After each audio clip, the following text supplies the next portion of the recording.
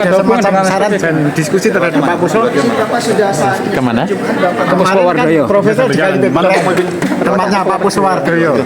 Sedikit kesan-kesannya terkait dengan hal itu, Prof. Terkait MBG. Enggak sama sekali. Kemarin itu beliau ini adalah teman sahabat saya dan pasien saya ya. Jadi saya datang aja sebagai sahabat untuk saya melihat luar biasa usaha beliau berkembang terus.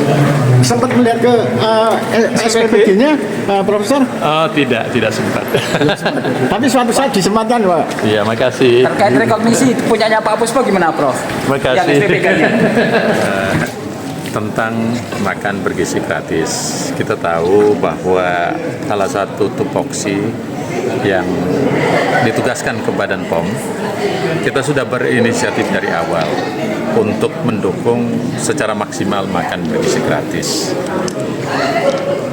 Karena makan bergizi gratis ini adalah program yang sangat strategis, sangat mulia untuk negeri kita, dan kita tahu benefisialnya mendapatkan manfaat itu 82,6 juta setiap hari. Itu pekerjaan yang sangat besar. Belum ada satu negara pun di dunia yang melakukan semasif seperti kita. Dan kita tentu sangat mendukung kebijakan Bapak Presiden. Nah, sekarang sudah lahir Peraturan Presiden nomor 115 tahun 2025, di mana Badan POM diberikan tugas tupoksi, at least ada 6 item, ada 6 pasal di situ. Pertama tentang pengawasannya, itu ditugaskan kepada Badan POM. Yang kedua, Badan POM juga ditugaskan untuk mengedukasi mulai dari SPPI-nya dan yang mengedukasi juga termasuk tentang ketahanan dan keamanan pangan. Nah, kemudian yang ketiga, kita juga diberikan tugas hubungannya dengan mitigasi. Mitigasi jika terjadi, tentu lebih bagus mencegah dibanding kalau terjadi keracunan. Kemudian yang keempat, kita juga akan diberikan tugas yang hubungannya dengan rekognisi seluruh SPPG, dapur-dapurnya itu harus direkognisi oleh kami, disertifikasi oleh Pemda, Dinas Kesehatan yang kita sebut, tapi Pemda mendapatkan standarnya itu dari kami, makanya itu kita sebutkan rekognisi, yang disebut dengan sertifikat like hygiene sanitation itu wajib. Nah, kemudian kita juga diberi hak yang hubungannya aspek yang kita sebut dengan investigation jika terjadi keracunan.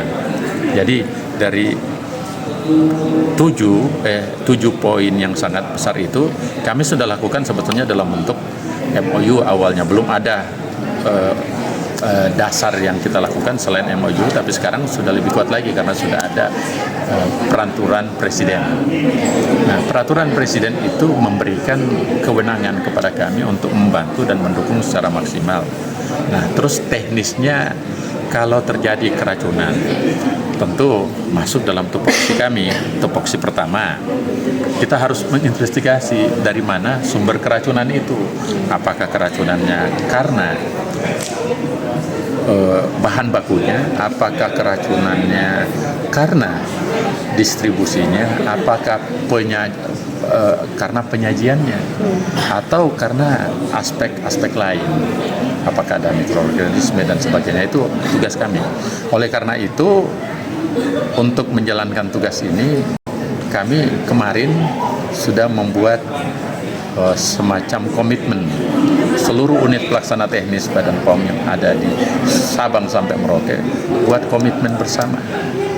Dan yang kedua, karena SPPGI jumlahnya 30.000, itu kan sangat luas, sehingga kita akan melakukan untuk proses investigasi, dan itunya sistemnya sistem surveillance namanya. Surveillance yang kita lakukan artinya begini, tidak mungkin setiap hari kita cek 30.000 kan. Jadi kita melihat yang risiko tertinggi. Risiko tertinggi itu mitigasi dua jalan. Satu, tempat-tempat yang sebelumnya sudah terjadi keracunan tentu itu jadi prioritas mitigasi karena sudah pernah kejadian.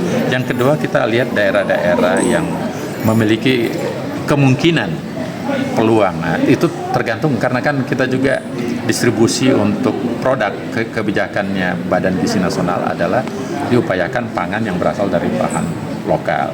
Nah, kita kan bisa melihat khususnya yang berasal dari produk-produk yang seafood atau sumber-sumber yang dari ikan-ikan dan sebagainya biasanya tingkat histaminnya lebih tinggi. Nah, itu juga kita lebih maksimalkan mitigasinya ke sana.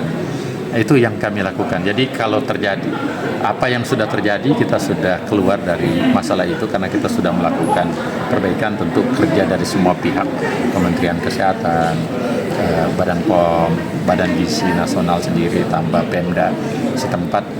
Nah, sekarang ini ke depannya kita jadikan pembelajaran apa yang telah terjadi kemarin untuk berbuat lebih baik lagi dan memastikan semua produk, makanan, minuman yang sampai ke anak-anak kita itu lebih aman sesuai standar kualitas. Itu yang kami lakukan. Terima kasih ya.